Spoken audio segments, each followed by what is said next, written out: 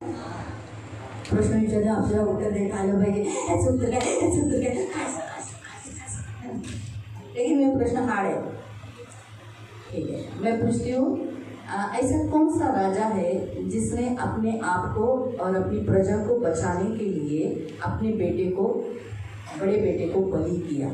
ऐसा कौन सा बलि करने के कारण परमेश्वर क्रोधित हुआ और वो इस्रायल के अगेंस्ट हुआ?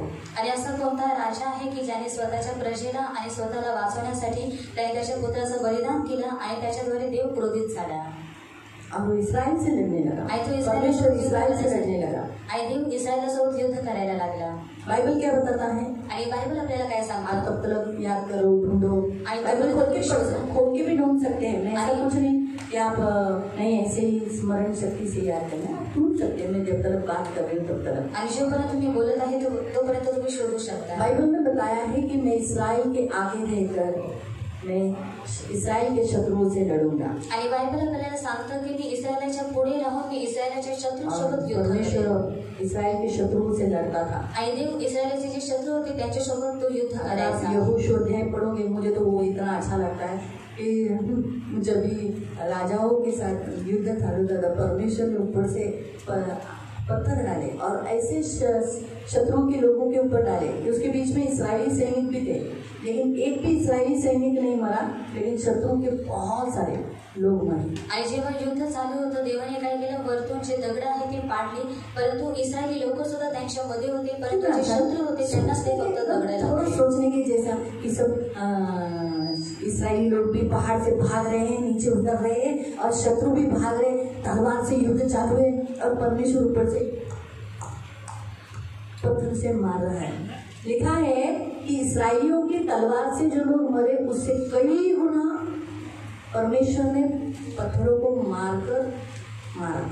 आणि देण्यात आलेलं आहे की इस्रायलच्या तलवारीपेक्षा जास्त लोक देवाने जेव्हा दगड पाडली त्याच्याद्वारे ते लोक मेले। और आप सोचो कि परमेश्वर किस रीति से इस्राएलियों के शत्रु से लड़ता है। आणि म्हणजे तुम्ही विचार करा, देव कशा रीतीने इस्रायलचे जे शत्रू आहेत त्यांच्यासोबत युद्ध करत होता, है ना? एकदम सोचने वाली ये बात है।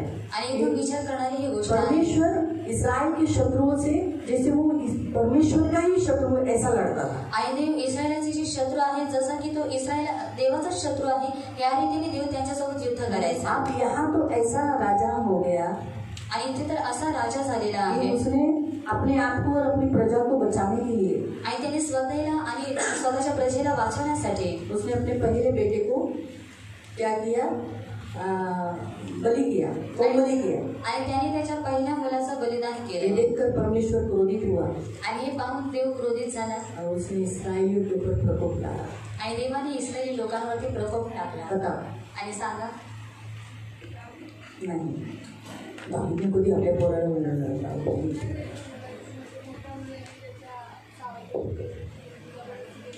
होमार पर इधर क्या मिले कि एक ऐसा राजा है जिसने अपनी बड़े बेटे को लेकर काटा, मूर्ति के सामने काटा और उसका खून मूर्ति को चढ़ा दिया।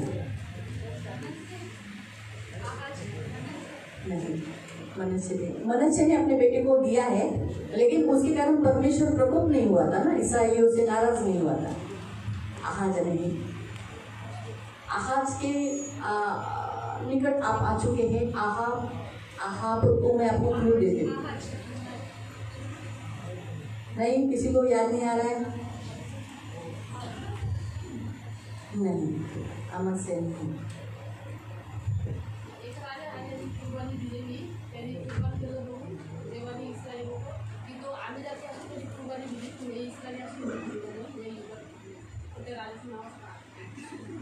तो यही तो मैंने भी बताया ना। ठीक है, नहीं आ रहा है आणि नाही येते पढ़ेंगे। और ऐसा परमेश्वर ने क्यों किया? आणि देवाने अशा रीतीने का केलं? निकालेंगे सेकंड राजा आणि काढूया दुसरा राजा, सेकंड किंग दुसरा राजा चैप्टर 3, अध्याय 3, सेकंड किंग दुसरा राजा चैप्टर 3 अध्याय 3 और उसका हम 4 से हम पढ़ेंगे पूरा, मतलब 27 तक आणि 4 ते 27 पर्यंत आपण वाचूया। निकाले आणि और कडू आहे. आपको मालूम होना चाहिए राजाओं की पुस्तक बहुत हार्ड पुस्तक है. आणि राजाचं जे पुस्तक आहे ते फार कठीण आहे. इतिहास आणि इतिहास ये सब कंफ्यूजिंग और टैकलिंग करने वाले शब्द है. आणि हे सर्व पेसामध्ये पाडणारे आहेत. लेकिन फिर भी हम बहुत कुछ सीख सकते हैं. आणि तरी सुद्धा आपण खूप काही शिकू शकतो. सेकंड राजा, दूसरा राजा, दुसरा राजा अध्याय 3 अध्याय 3 उसका 4 से 27 तक. आणि त्याचं 4 ते 27 पर्यंत. पुन्हा सांगते, दूसरा राजा दुसरा राजा अध्याय 3 अध्याय 3 4 से 27. आणि त्याचं 4 ते 27 इंग्लिश में पर्यंत. सेकंड किंग चैप्टर 3 दुसरा राजा अध्याय 3 4 to 27. त्याचं 4 ते 27 पर्यंत. तो हम मराठी में पढ़ेंगे आणि आपण मराठीमध्येच वाचूया. मिलेगा. मवाबाचा राजा मेषा. कौन सा राजा, किसका राजा, आणि कोणाचा राजा, कौन से देश का राजा, आणि कोणत्या देशाचा राजा, मवाब.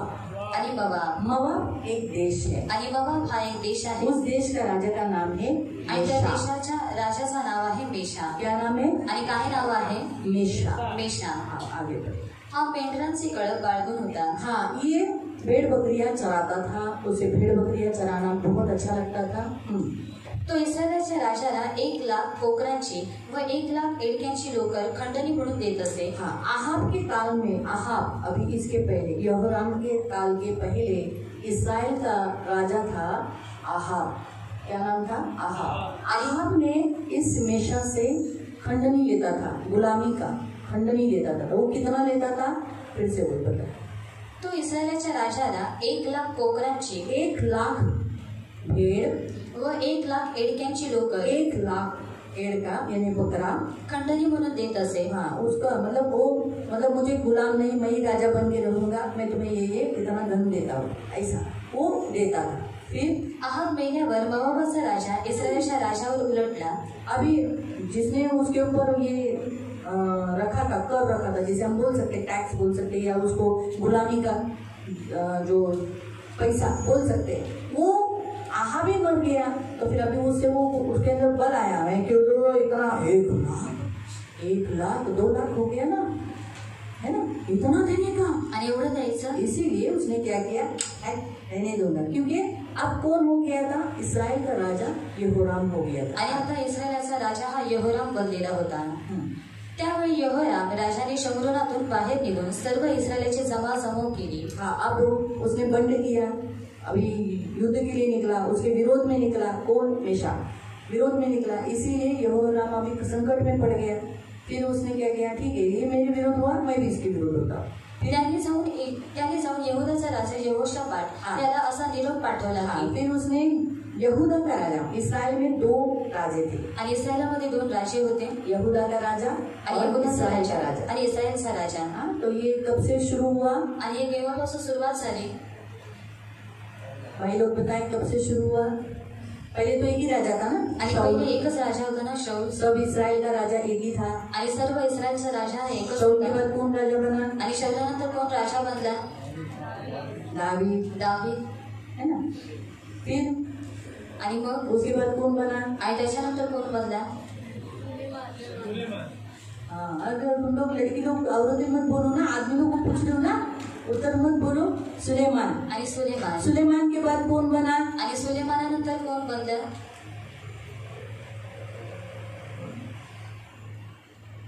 आपको नहीं आया, मैं उधर जाएगी. नहीं, यहोशापात बाद में हुआ. हाँ, यहोशापात बहुत अच्छा राजा है. आणि यहोशापात हा खूप चांगला राजा आहे. फिर बताओ, सुलेमान का बेटा कौन? नहीं आ रहा है, इसलिए बाइबल पढ़ना चाहिए ना. आणि म्हणून बायबल वाचलं पाहिजे ना. बताइए. हाँ, रहुबियाम. आणि रहुबियाम. क्या नाम है? आणि काय नाव आहे? रहुबियाम. आणि रहुबियाम. रहुबियाम के काल से 2 राजे हो, राजे बढ़ गए. आणि रहुबियामच्या काळापासून 2 राज्याचे विभागले इस्राएली झाले. लोग आए, आणि इस्रायली लोक आले रहुबियाम को बोले, आणि रहुबियामला तेरे सांगितलं, पिता ने हम पर बहुत टैक्स डाला है, आणि तुझ्या वडिलांनी आमच्यावरती फार कर टाकलेला आहे, आणि थोडंसं तू हलकं कर. रहुबाम ने कहा. आणि रहुबाम म्हणाला, उसने बूढ़े लोगों की सलाह ली थी, बूढ़े लोगों ने जो उम्र वाले थे उन्होंने अच्छी सलाह दी थी, लेकिन उसने जवानों की सलाह ली. इसलिए कभी भी राज्यकाल में शासन करते समय जवानों को इतना ज्ञान नहीं रहता है ना, आणि तरुणांना एवढं अभी ज्ञान तो नसतं. अंडे से बाहर निकले रहते हैं, आणि आताच ते अंड्यामधून बाहेर निघालेले असतात. गर्दन ही अटका रहे, बाहर निकल के देखा रहता है, हाँ जाने जाने जाने जाने, बदन का भी तरफ अंडे में रहता है. बूढ़े लोगों का कैसा, उन्होंने बहुत बारिश, बहुत अनुभव, बहुत कुछ लोगों को देखकर अंडे से बाहर निकले हुए रहते, इसलिए बहुत अनुभव रहता है.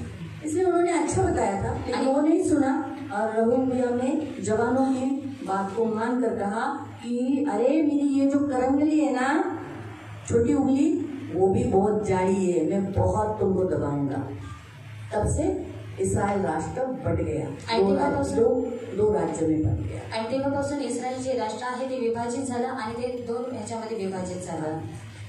मगोबाचा राजा माझ्यावर उलटलेला आहे, तर माझ्याशी लढायला आपण माझ्याबरोबर येता काय? इसलिए अभी भावकी हो गए ना, कुछ भी हुआ तो इस्राएल यहूदा भावकी है, इसलिए भावकी में क्या हुआ, मदद मांगी. और यहोशापात ने कहा हाँ, यहोशापात ने क्या कहा, यहूदा का राजा ने, तो म्हणाला हो मी येतो, हाँ मैं आता हूँ, आपण आणि मी एकच, तू और मैं एक ही है. हम कुछ भी हुए तो इस्राएल है, परमेश्वर के बच्चे हैं, हम एक ही देश है, तेरा मेरा अलग नहीं, हम एक ही है. माझे लोक ते आपले लोक, मेरे लोग तेरे लोग, माझे घोडे ते आपले मेरे घोड़े तेरे घोड़े. त्याने विचारले, है ना, तो इसलिए कभी भी भाई भाइयों में झगड़े कभी नहीं करना है. आणि म्हणून कधीच भावाभावांमध्ये भांडण नाही इससे एक करायचे. पॉइंट आपको आज सीखने को मिलता है, कभी भी भाव की रहती है ना, यानी हम लोग जो भाई ब्लड रिलेशन, एक कभी भी झगड़ा नहीं करना. ये वैसे मसीह लोग भी आपस में झगड़ा नहीं करना. आणि म्हणून जे रक्ताचा नाता असतो तुम्ही एकमेकांमध्ये कधी भांडू नका, आणि ख्रिस्ती लोक सुद्धा एकमेकांमध्ये भांडू नका, मदत करा, एक दूसरे को हेल्प करना, आणि एकमेकांना मदत करा. तेरा मेरा नहीं, आणि तुझं माझं नाही, ठिकाणा तुझं नाही, माझे माझे माझे नाही,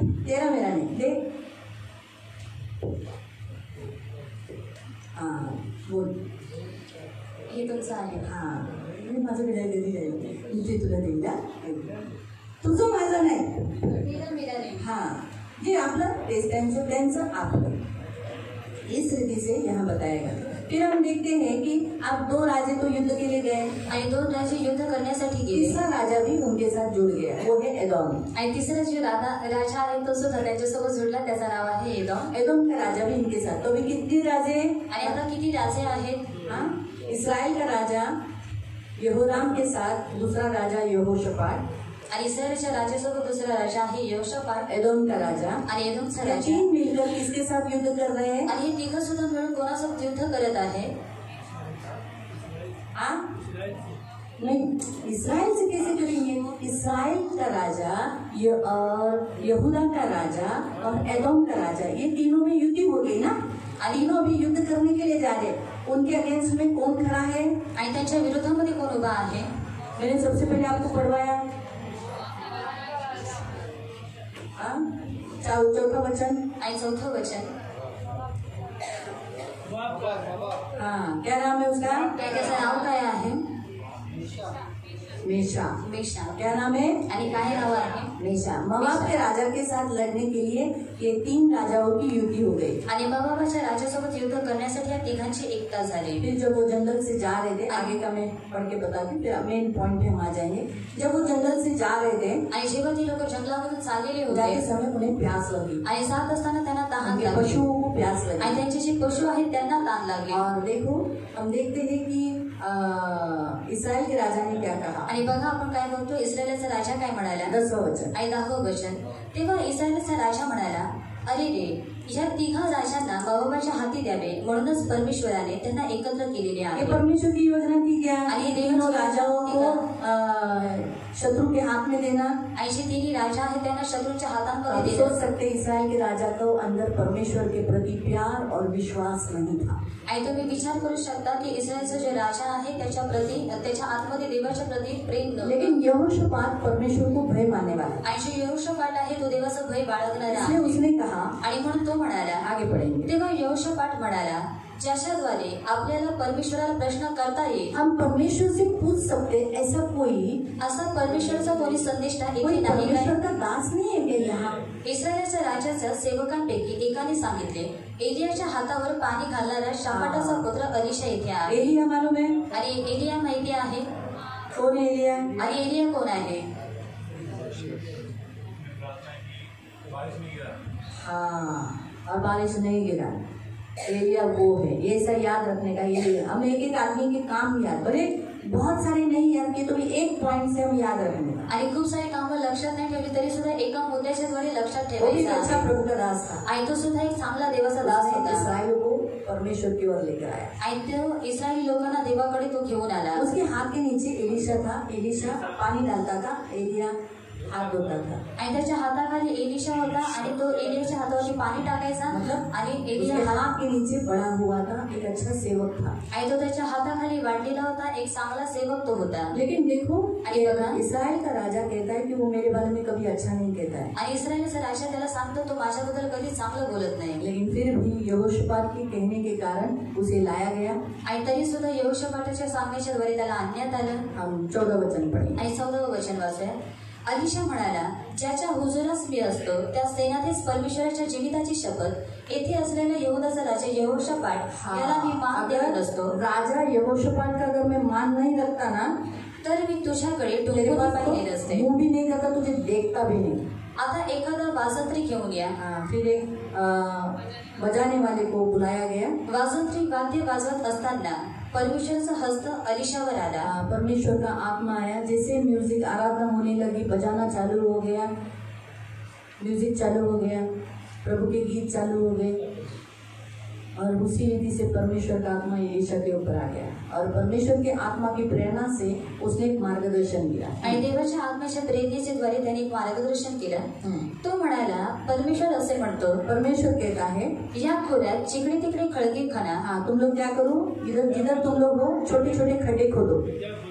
परमेश्वर म्हणतो, काही वादळ किंवा हवा पाऊस नहीं चलेगी, बारिश नहीं आएगी, तुमच्या दृष्टीस न पडता ही खोरे पाण्याने भरून लेकिन जाईल. मिरेकल होगा कि खड्डे क्या हो जाएंगे, भर दिए जाएंगे, आणि तुम्ही तुमची पाठाळे आणि जनावरे पाणी पितील. और तुम ही नहीं, तुम्हारे साथ सभी जानवर, सभी लोग क्या करेंगे, पानी पिएंगे। परमेश्वराच्या दृष्टीने ही केवळ क्षुल्लक गोष्ट आहे.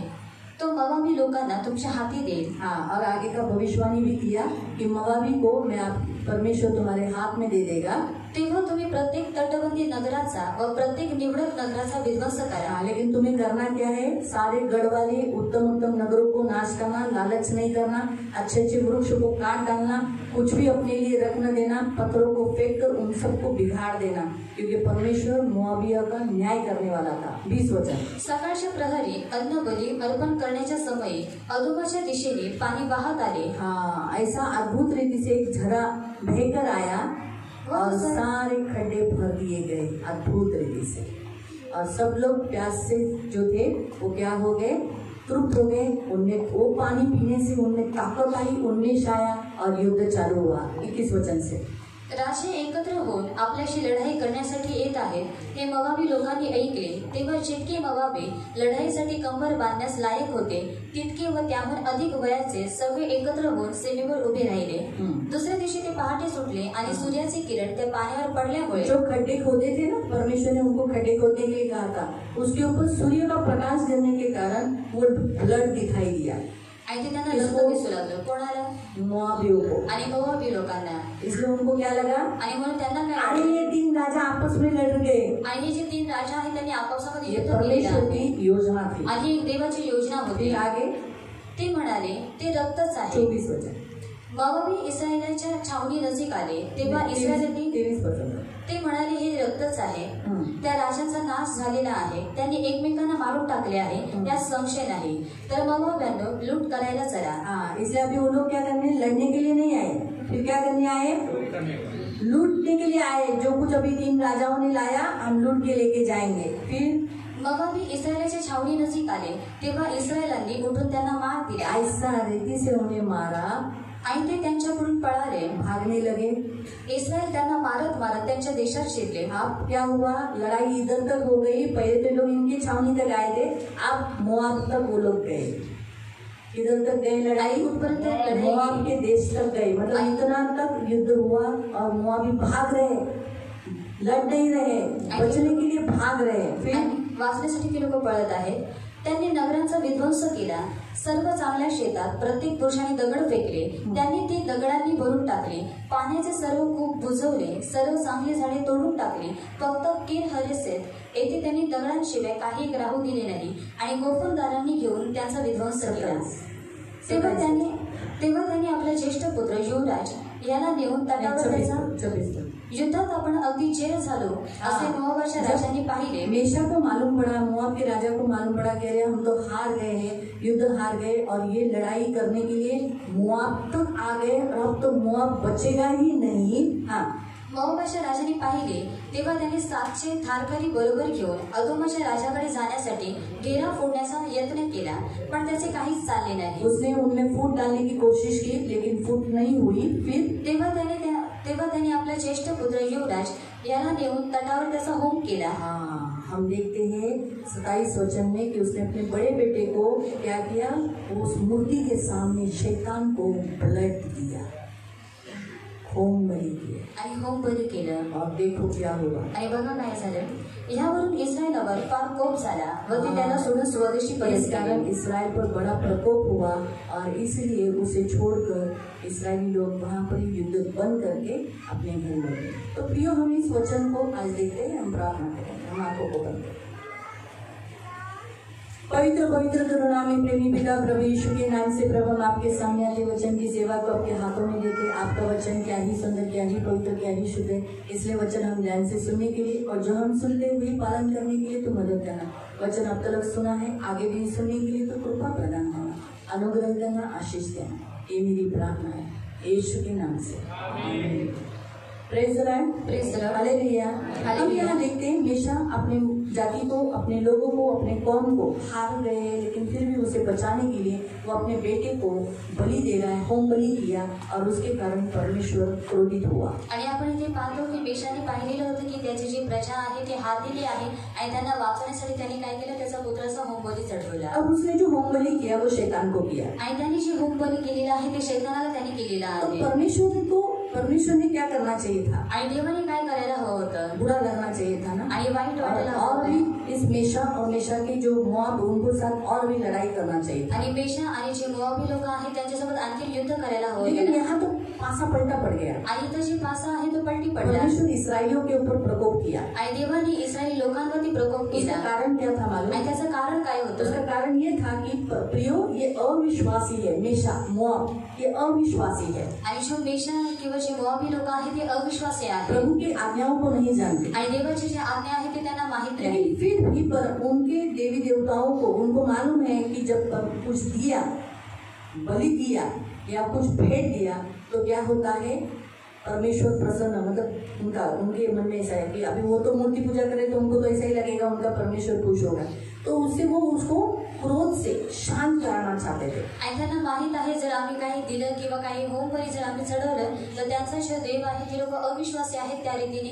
की त्याचा जो क्रोध आहे तो शांत होऊन जाईल. लेकिन यहाँ तीनों राजा, आणि इथे तिघी राजा, खास करके इस्राइल और यहूदा का राजा को मालूम है कि हमें परमेश्वर को भेंट देना है. आणि खास करून इस्रायलचा राजा आणि यहूदाचा जो राजा आहे त्यांना माहिती आहे की आपल्याला देवाला भेट द्यायची आहे, परमेश्वर को भेंट देना है. आणि देवाला भेट द्यायची आहे. परमेश्वर भेंट लेता है, आणि देव हा भेट घेतो. इससे परमेश्वर खुश हो जाता है. आणि ह्याच्याद्वारे देव सुद्धा आनंदित होत लेकिन जातो. इन्होंने परमेश्वर को भेंट नहीं चढ़ाई, लेकिन जबकि अविश्वासियों ने मूर्ति के सामने शैतान को भेंट चढ़ाई. आणि ह्या लोकांनी देवाला भेट नाही चढवली, परंतु जे अविश्वासी लोक आहेत त्यांनी मूर्तीसमोर भेट चढवली. इसीलिए परमेश्वर क्रोधित हुआ. तुम्हें मालूम होकर भी, तुम्हें वचन मालूम होकर कि तुम्हें मुझे प्रसन्न करने के लिए भेंट चढ़ाना है, मुझे खुश करना है, लेकिन इन्होंने शैतान को खुश कराया.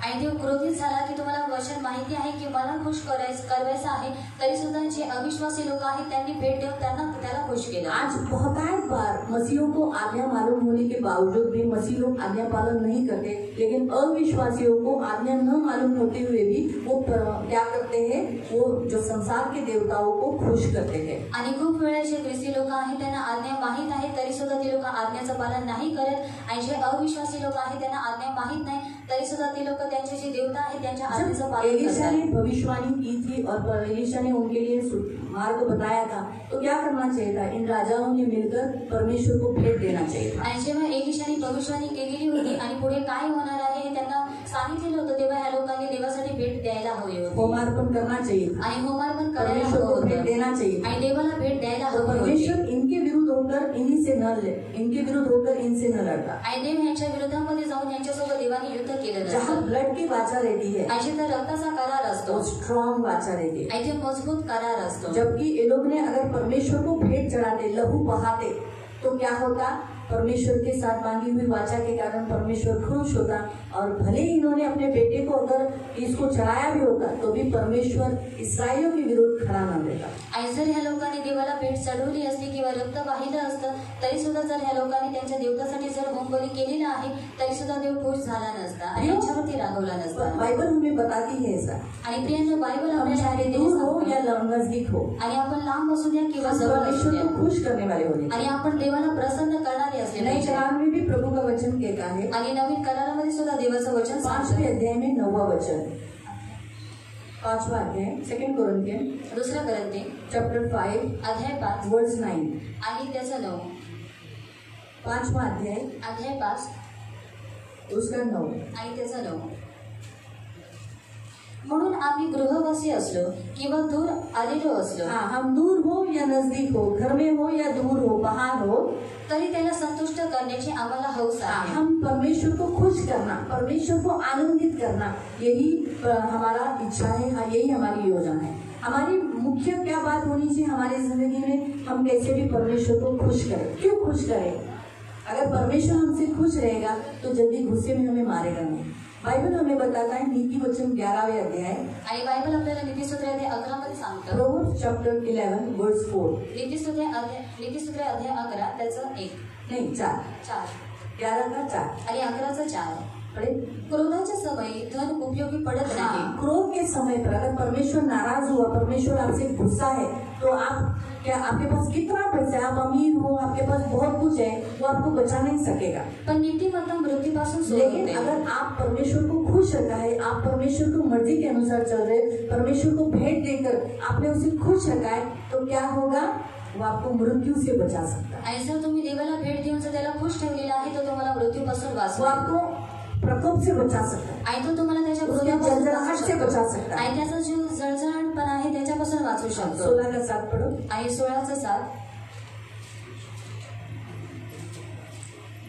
मनुष्याचे मार्ग परमेश्वराला आवडले म्हणजे तो त्याच्या शत्रूंनाही त्याच्याशी समान अगर करायला लावतो। परमेश्वर तुमसे खुश है और तुम्हारा चाल चलन परमेश्वर को आनंदित करता है, तो वो आपके शत्रु को मित्र बनाएगा। आणि जर तुमचं जे चालचलन आहे त्याच्याद्वारे देव प्रसन्न आहे, देव तुमच्या शत्रूला तुमचा मित्र अगर बनवेल। आपके शत्रु अभी तक आपसे मित्र नहीं हुए, आपसे डरते नहीं, इसका मतलब परमेश्वर को आपका चाल चलन, आपका लाइफ अभी तक खुश नहीं है आपसे। आणि जर तुमचे शत्रू अजूनपर्यंत तुमचे मित्र झालेले नाही, तुम्हाला ते घाबरत नाही, याचा अर्थ आहे की तुमचं जे चालचलन आहे ते देवाला आवडत नाही। प्रियो, आपका चाल चलन, आपका रहना सहना ऐसा परमेश्वर को प्रसन्न होना चाहिए कि परमेश्वर आपके शत्रु को भी मित्र बना दे। आणि प्रियांनो, तुमचं चालचलन किंवा तुमचं राहणं या रीतीने असलं पाहिजे की ते देवाला प्रसन्न करणारं, आणि त्याच्याद्वारे देव तुमच्या शत्रूंना तुमचा मित्र बनवेल। इस पूर्ण मन मनुष्याचे मार्ग परमेश्वराला आवडले म्हणजे तो त्याच्या शत्रूंनाही त्याच्याशी समेट करायला लावतो।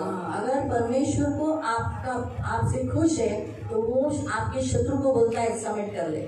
आणि देव जर तुमच्यापासून प्रसन्न आहे तो तुमच्या शत्रूंना सांगतो की तू समेट कर। इसीलिए प्रियो, याद रखो, हमें परमेश्वर को खुश करना है। आणि म्हणून प्रियांनो, लक्षात ठेवा की आपल्याला देवाला खुश करायचं मौत आहे। के राजा मेशा ने क्या किया? शैतान को खुश कर परमेश्वर को क्रोधित किया है। आणि मोआबाचा जो राजा आहे मेशा, त्याने शैतानाला खुश केलं आणि देवाला त्याने क्रोधित केलं। और कहा कि देखो, आणि तो म्हणाला, बघा, मुझे तो परमेश्वर नहीं मालूम, लेकिन मैं फिर भी वचन के अनुसार ब्लड दे रहा हूँ। आणि मला तर देव माहिती नाही, परंतु मी वचनानुसार त्याला रक्त देत आहे। लेकिन यहाँ मसीह लोग, यहाँ जो इस्राएली जिन्हें वचन मालूम है, आणि इथं ख्रिस्ती लोक जे इस्रायली आहे ज्यांना वचन माहिती आहे, त्याने परमेश्वर को होमबलि करना है, होमार्पण करना है, आणि देवाला होमबली चढवायचा आहे, होमार्पण द्यायची लेकिन आहे, उन्होंने नहीं दिया। आणि त्या लोकांनी नाही दिलं। इसीलिए परमेश्वर क्रोधित हुआ कि अरे ये इन्होंने शैतान को खून दिया और मैं सच्चे परमेश्वर को ये जानकर भी मुझे नहीं दिया। आणि म्हणून देव क्रोधित झाला की हे लोकांनी खऱ्या देवाला ओळखलं तरी सुद्धा यांनी मला रक्त नाही दिलं। इसलिए परमेश्वर वहीं पर चिढ़ गया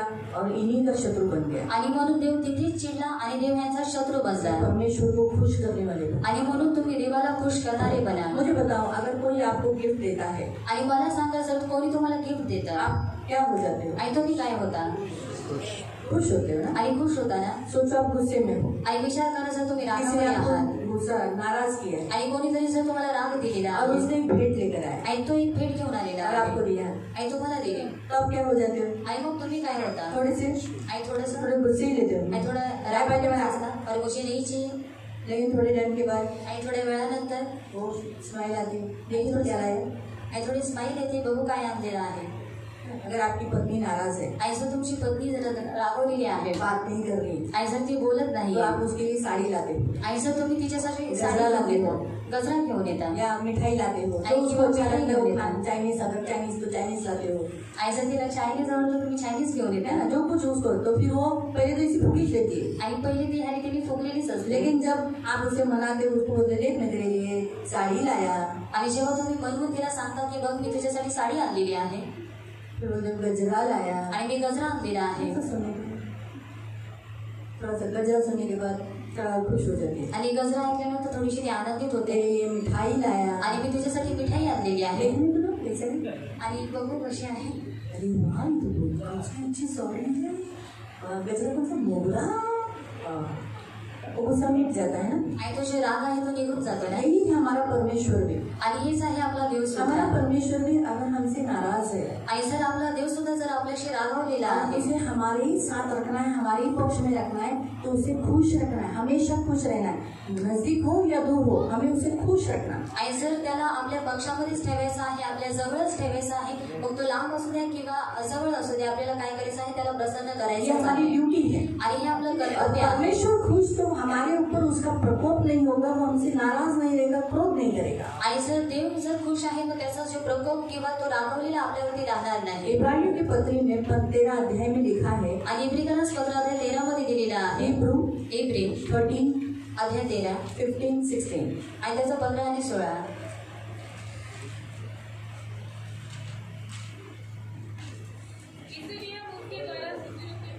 हाँ इसलिए हम उसके लिए स्तुति रूपी बलिदान इन होठों का फल हम उसे चढ़ाते हैं जो कोई उसके नाम का अंगीकार करते हैं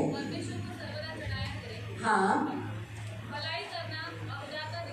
भलाई करना यानी जब आप भलाई करते हो आणि जेव्हा दूसरे तुम्ही का भला चांगलं करते हो करता एकमेकांचं जेव्हा तुम्ही चांगलं करता भलाई से रहते हो आणि चांगलं बुरा नाही करता करते. आणि वाईट नाही करत और दूसरा आणि उदारता आणि उदारता जब आप देने वाले हैं आणि जेव्हा तुम्ही देणारे असता लेने से देना अच्छा है कहा है आणि घेण्यापेक्षा देणं चांगलं आहे हे सांगण्यात आलेलं यीशु ने आहे खुद कहा है आणि येशू स्वतःने उसने अपने म्हणालेला शिष्यों आहे को 40 डेज के जिलाए जाने के बाद 40 डेज के शिक्षण में उसे बताया कि तुम लेने से देना अच्छा है आणि तो जिवंत झाल्यानंतर 40 दिवसाच्या शिक्षणामध्ये त्याने सांगितलं की घेण्यापेक्षा देणं हे उत्तम आहे इसीलिए देने से उदारता यानी देना आणि उदारता म्हणजे देणं हाँ, ये दिखाना मत भूलो आणि हे तुम्ही दाखवणे तुम्ही भलाई सोडू नका. करो आणि तुम्ही चांगलं करा भलाई करते करते आणि चांगलं करत अगर करा तुम्हें किसी को देना पड़ा तो दो आणि जर तुम्हाला कोणाला द्यायला पडलं तर तुम्ही त्याला द्या. परमेश्वर के सामने भलाई का काम करो आणि देवासमोर तुम्ही चांगुलपणाचं कार्य ताकि करा वो देखकर प्रभु खुश हो जाए आपसे आणि हे पाहून देव तुमच्याद्वारे और आनंदित आप व्हावा. भलाई का काम करो उदारता से काम करो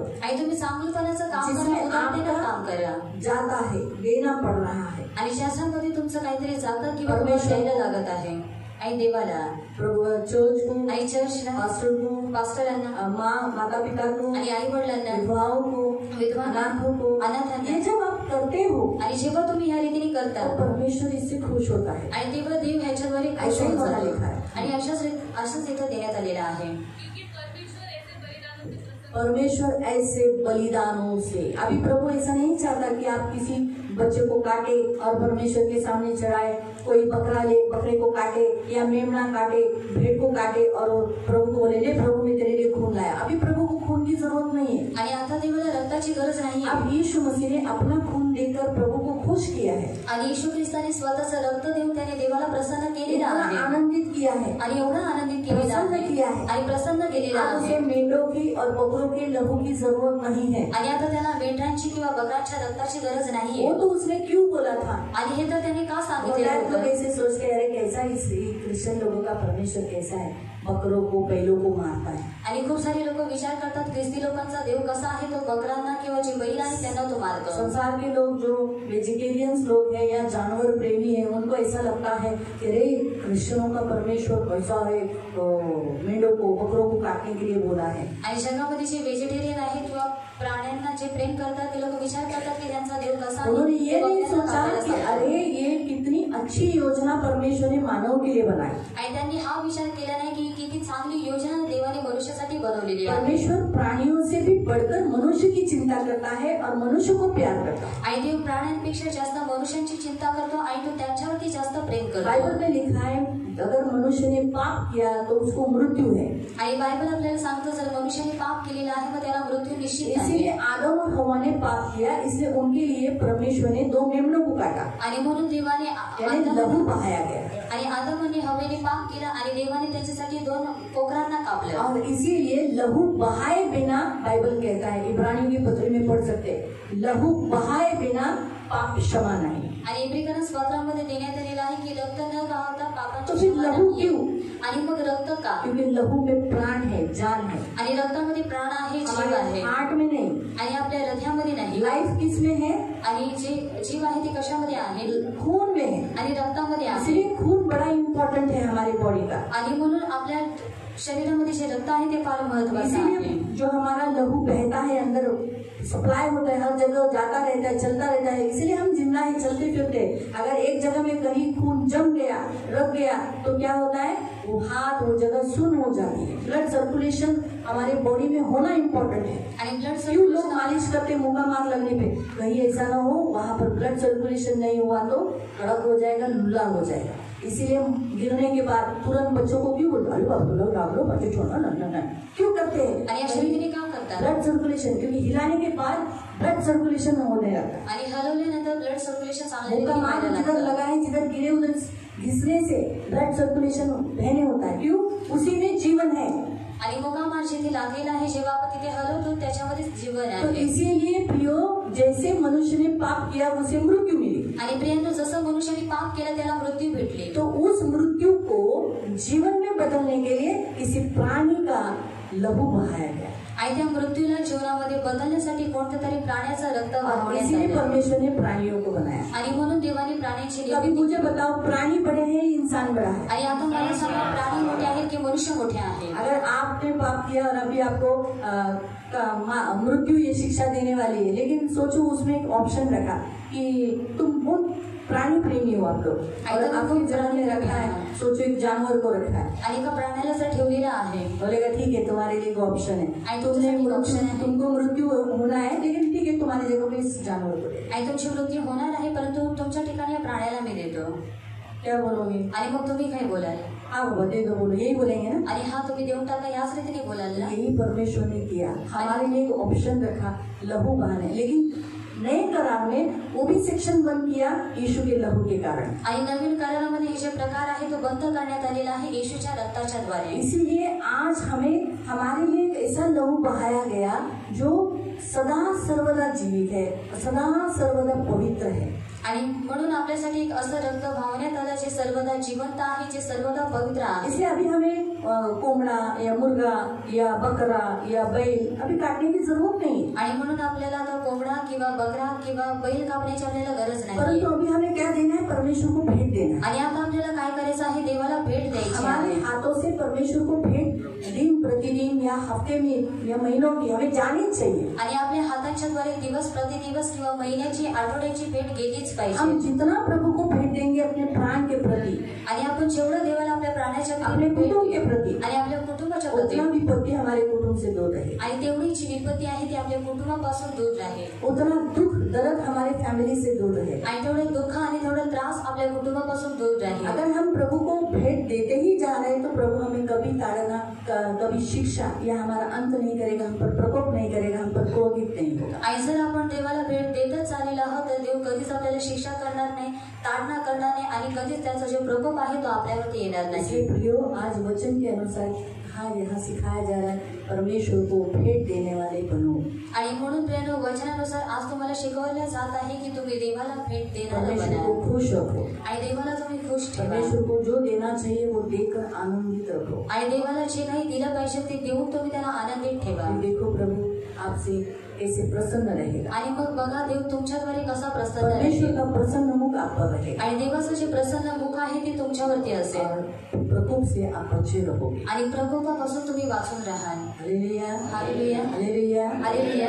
ये जो मेषाने जो किया आणि मेषाने जे काही केलं वो हमें नहीं करना है। आणि ते आपल्याला नाही करायचं। मेषाने जो गलती किया यहाँ अपने बेटे को दिया आणि मेषाने जे काही चूक केली त्याच्या मुलाला त्याने दिलं, ऐसा नहीं करना है। आणि या रीतीने आपल्याला नाही लेकिन करायचं। हमारी धार्मिकता शास्त्री और फरीसियों से बढ़कर होनी चाहिए। आणि आपली जे नीतिमत्व आहे ते शास्त्री आणि जे पुरुषी लोक हमारी जास्त असले पाहिजे। हमारा विश्वास, हमारे धर्म के काम, हमारे भलाई के काम, हमारी उदारता अन्य जातियों से, अविश्वासियों से बढ़कर होने चाहिए। आणि आपला विश्वास, आपले चांगुलपणाचे कार्य आणि नीतिमत्वाचे जे कार्य आहे ते अन्य जाती लोकांपेक्षा सुद्धा जास्त असले पाहिजे। आप प्रभु को देने के लिए कठोर नहीं होने चाहिए। आपके मन में ऐसा नहीं आना चाहिए काय को देने का, क्यों देने का, परमेश्वर को क्या जरूरत है, परमेश्वर को मैं कमाऊं, मैं पसीना बहाऊं और परमेश्वर को दूं।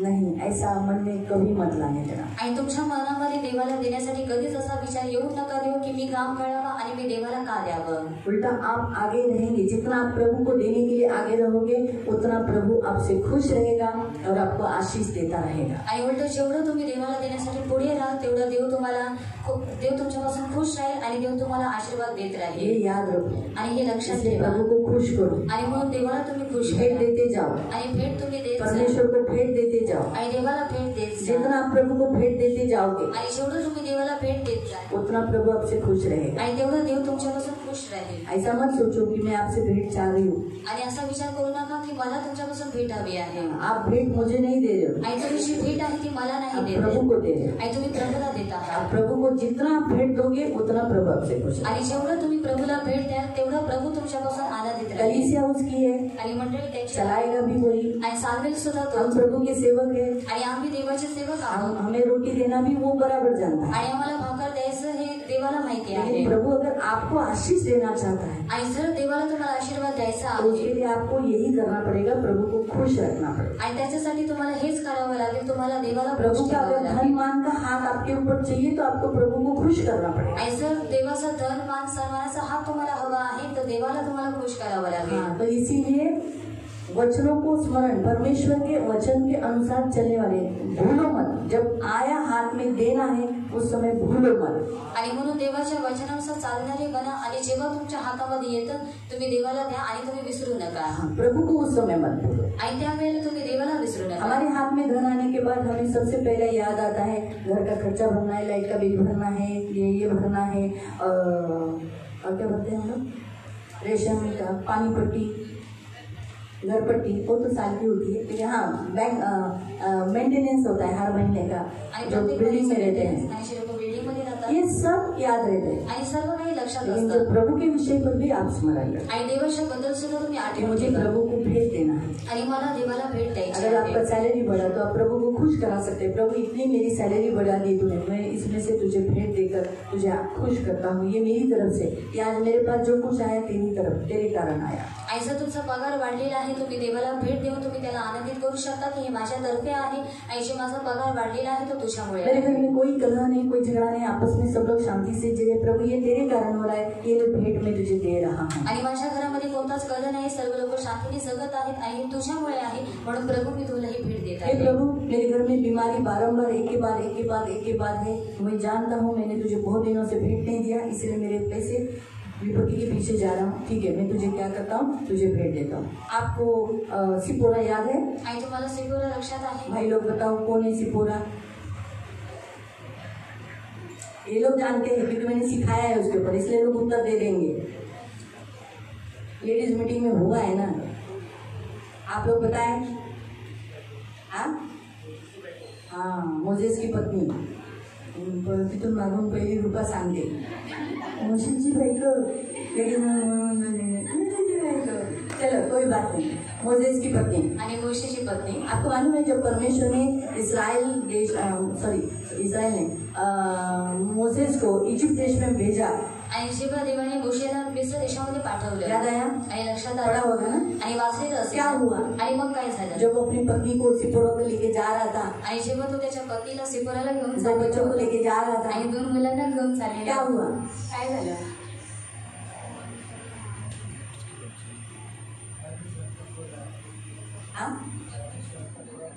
हाँ व्हेरी गुड, कोणावर? प्रेज गॉड, काय वाजवा यांच्यासाठी। परमेश्वर का गुस्सा है, परमेश्वर क्रोधित हुआ था। आणि देव क्रोधित झाले किस पर? होता आणि कोणावरती? मूसा पर। आणि मोशेवरती। क्या ना परमेश्वर ने कहा, आणि देव म्हणाला झाड़ियों से, आणि झाडा मोसेस, मोशे मैं याकूब ने अब्राहम इसहाक याकूब का परमेश्वर हूँ। आणि मी अब्राहम इसाक आणि मोसेस याकूबचा ने देव तुरंत अपना आहे। मुंह ढक लिया आणि मोशेने लगेचच त्याचं जे तोंड आहे ते झाकून घेतलं और छुप गया, आणि तो लपला थोड़ा पीछे हो गया, आणि तो थोडा पाठी जूट झाला की विधि निकाल दी, आणि त्याच्या पायामधल्या बोला, ज्या जा चपला मैं काढून तुझे टाकल्या चुन रहा हूँ, आणि जा मी तुला निवडत आहे इस्राएलियों को मिस्र देश से लेकर आ। आणि इस्रायली लोकांना तो मिस्र देशातून घेऊन बहुत ये। कुछ आर्ग्यूमेंट बोला, नहीं प्रभु मैंने बहुत को, लेकिन माना, आणि खूप काही वादविवाद झाला, त्याच्यानंतर तो मानला तयार हो गया। आणि तो तयार झाला फिर सिपोरा के पास गया, आणि नंतर तो सिपोरेकडे गेला जायचंय आपल्याला इजिप्त देशात, और हमें इजिप्त देश में जाना है चला सगळं पॅकिंग बिकिंग केली, और पैकिंग की दो बच्चों को भी हाथ में लिया। आणि दोन मुलांना हातामध्ये कुछ घेतलं। गलत कर रहा था मोसेस, आणि मोशे काही चुकीचं करत होता का? बताओ कुछ गलत था? आणि काही चुकीचं होतं कुछ नहीं था ना, आणि काहीच नव्हतं ना। लेकिन परमेश्वर ने आणि तरी सुद्धा रास्ते देवा में चलते जाते ही आणि रस्त्यामध्ये चालत मोसेस असताना पे गुस्सा हुआ, मोसेस को मारने को लिया, अरे मरने पे था मोसेस, ऐसा लिखा है, मरने पे था। आणि मोशे हा मरण्यावरती होता। सिपोरा ने क्या किया? आणि सिपोराने काय केलं? उसके बेटे की खतना किया, आणि तिच्या हल्दी मुलाची निकाल सुद्धा कर केली खून बहाया आणि रक्त वाहिलं और कहा, आणि म्हणाली तू मेरे लहू से खरीदी किया गया पति है। तू माझ्या रक्ताने खरेदी केलेला माझा पती तभी आहे। वो ठीक हो गया, क्योंकि जो तकलीफ उसको हुई थी उससे वो बच गया। आणि जो त्रास त्याला झालेला होता त्या त्रासातून तो जैसे वाचला। खून बहाया गया, आणि जसं रक्त वाहवण्यात आलं प्रभु को खून चढ़ाया गया, आणि प्रभूला रक्त देण्यात आलं ये बच गया। आणि हा वाचवण्यात आला। जब भेंट दी जाती है, आणि जेव्हा भेट देण्यात येते हाथ प्रकोप का, क्रोध का दूर किया, आणि जो क्रोधाचा किंवा प्रकोपाचा हात आहे तो दूर होऊन जातो है ना, घरे आता है हाथों से।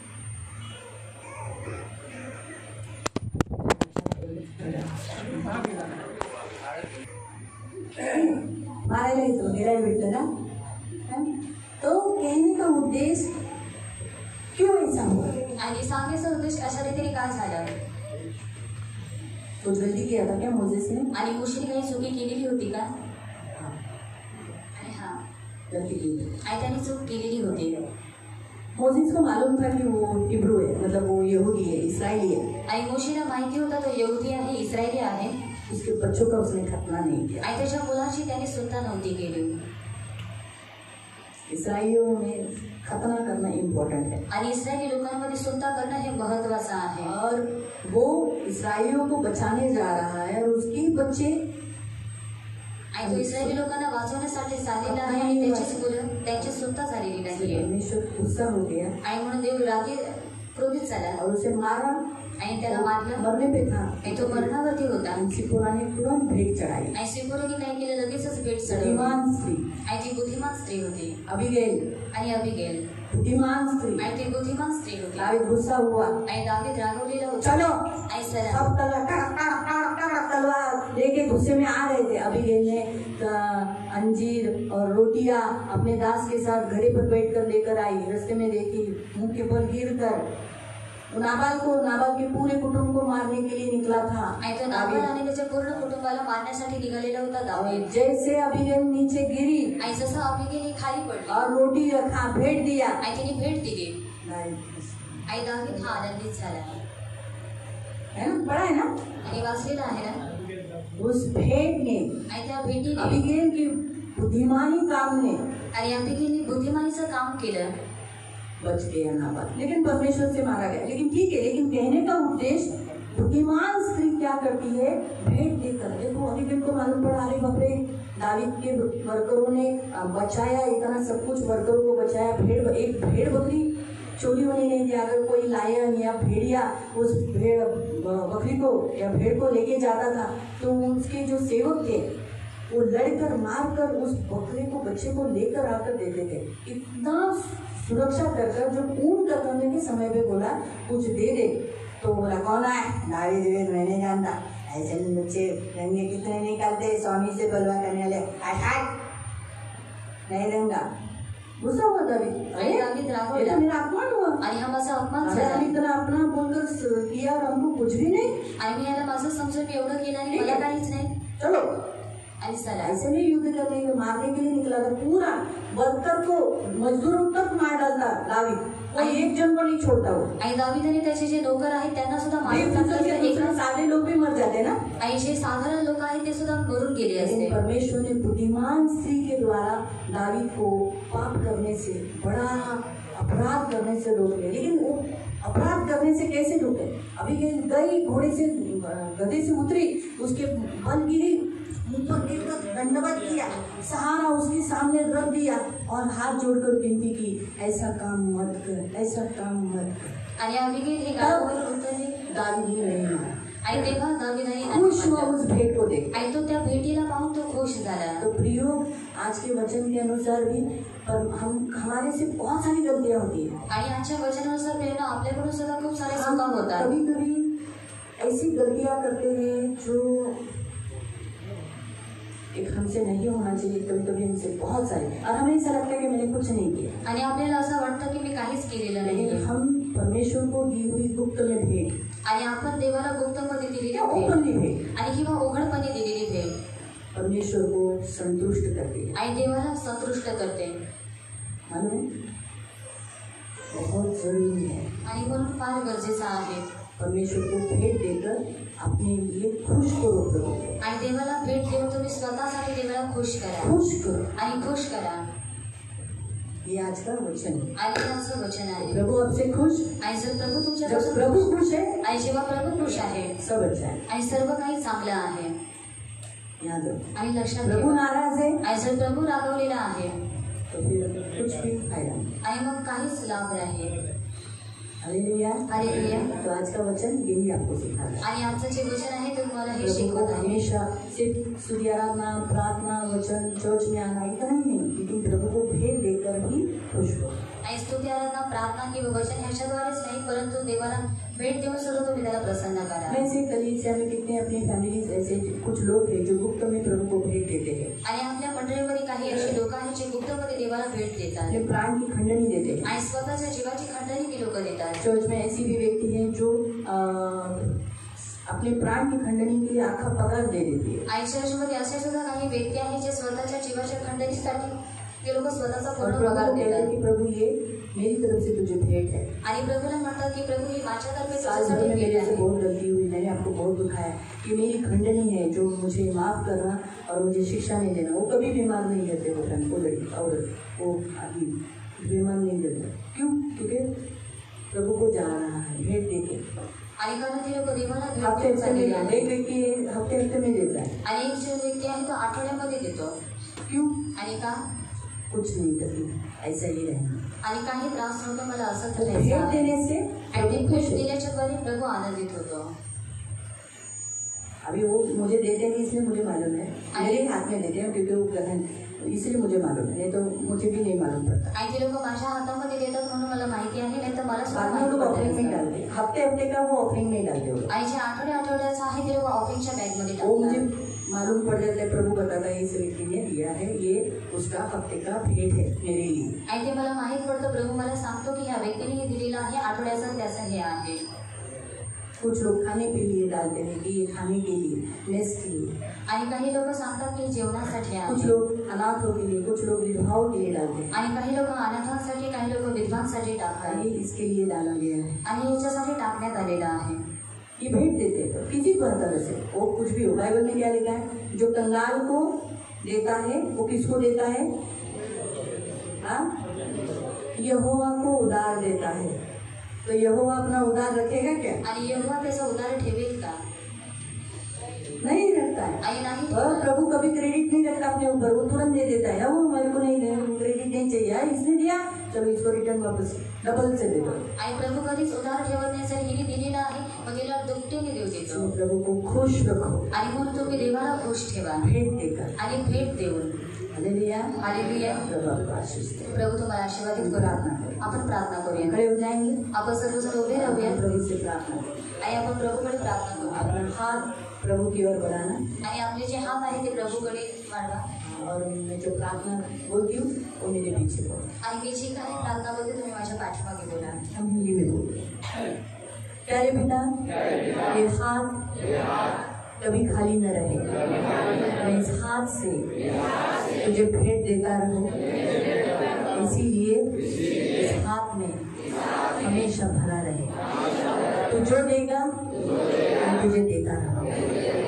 ये हाथ तुझे भेंट के लिए धन्यवाद देता हूँ प्रभु यीशु। मैं विश्वास रखता हूँ आज के वचन के अनुसार तू मुझे भेंट देने वाला आज से बनाया है। मैं धन्यवाद देता हूँ यीशु के नाम से प्रार्थना करता हूँ, आमीन।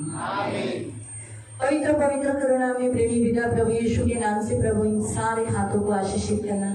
प्रभु तुझे भेंट देने वाला ये हाथ हमेशा रहने के लिए सहायता करना। प्रभु ये हाथ कभी खाली नहीं रखना। अभी तक तो तूने नहीं रखा, आगे भी नहीं रखेगा, और आज से प्रभु इनके हाथ में बहुतायत ताकि तुझे भेंट देते रहे। ये बहुत बहुत आशीषित करना, करुणा दया रखना, धन मान सम्मान से दीर्घायु से तृप्त रखना। मेरे पिता अभी तो हमें तुझे खून देने की जरूरत नहीं, क्योंकि हमारे प्यारे यीशु ने अपना पवित्र लहू देकर तुझे संतुष्ट किया है। अभी तो हमें सिर्फ भलाई और उदारता देकर ही तुझे खुश करना है। इसमें हम बहुत आगे बढ़ते जाए।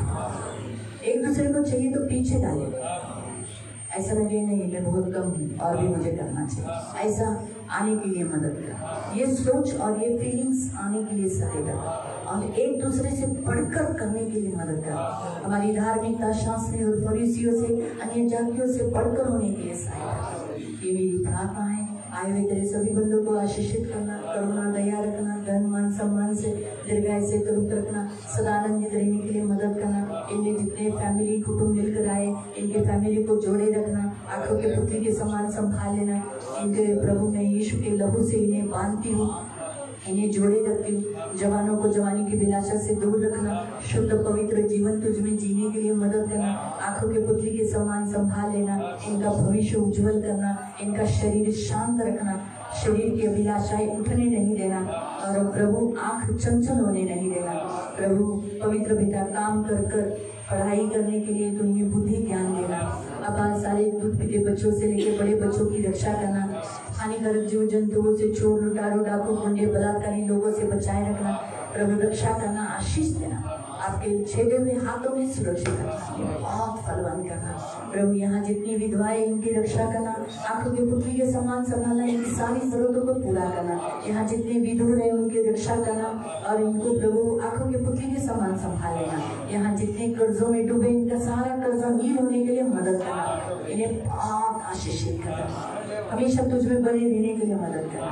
गर्मी हो, ठंडी हो, बारिश हो, कोई भी हमें तेरे प्रेम से अलग नहीं कर सकता। तेरे लिए तो हम सब कुछ करने के लिए तैयार हैं। जब तू हमारे लिए इतनी कड़ी धूप में दर्द उठाया, मृत्यु ले लिया, तो क्या हम तेरे लिए 3 घंटे की गर्मी नहीं खा सकते?